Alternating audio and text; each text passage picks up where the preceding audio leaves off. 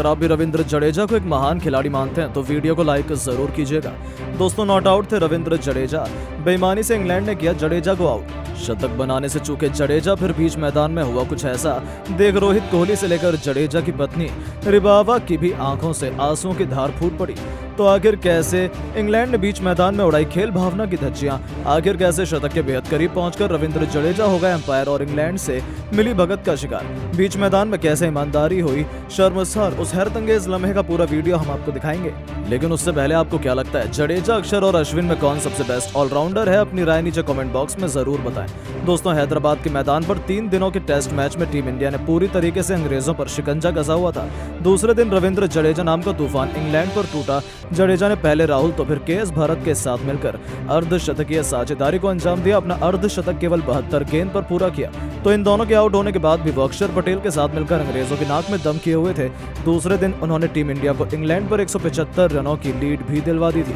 तीसरे दिन रविंद्र जडेजा के पास अपना शतक पूरा करने का सुनहरा मौका था। वो बेहद संभल कर अपने इस परम लक्ष्य की तरफ आगे बढ़ रहे थे, लेकिन तभी इंग्लैंड खिलाड़ियों ने कुछ ऐसा कर दिया कि पूरी दुनिया एक बार फिर इंग्लैंड पर भड़क उठी। जी हां, आपको बता दें, ये लम्हा पारी के 120वें ओवर का। गेंदबाजी करने आए थे जो रूट, उनकी तीसरी गेंद पर रविंद्र जडेजा फंस गए।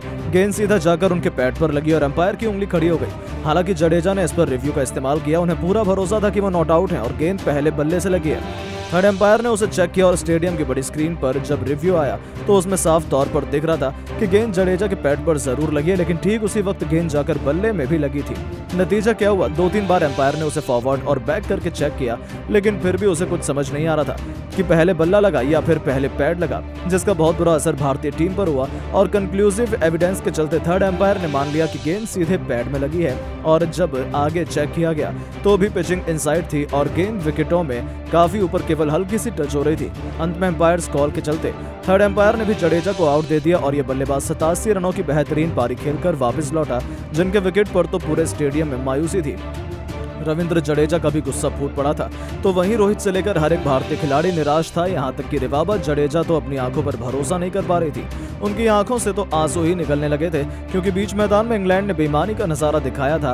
वैसे आपको बता दें, कंक्लूसिव एविडेंस बल्लेबाज के हक में जाता है। यदि एम्पायर के पास पुख्ता सबूत नहीं है तो वो बल्लेबाज को आउट नहीं दे सकते, ऐसे नियम कहते हैं। लेकिन थर्ड एम्पायर ने इसका फायदा इंग्लैंड को देकर हर किसी के होश उड़ा दिए। जहां बीच मैदान में हुआ बेईमानी का ये लम्हा इस वक्त बहुत तेजी से चर्चा का विषय बना हुआ है और एक बार फिर इंग्लैंड पर बेईमानी का तमगा लग चुका है। कोई भी भारतीय भरोसा करने को तैयार नहीं है कि रविंद्र जडेजा आउट थे। यहां तक कि जडेजा ने भी एम्पायर से एक बार अपना विकेट कंफर्म किया। उसके बाद मजबूरन उन्हें वापस लौटना पड़ा, क्योंकि एम्पायर ने उन्हें वापस जाने के लिए कह दिया था। वो उनकी बात सुनने को तैयार नहीं थे, लेकिन भारतीय खेमा इससे बिल्कुल भी खुश नहीं था।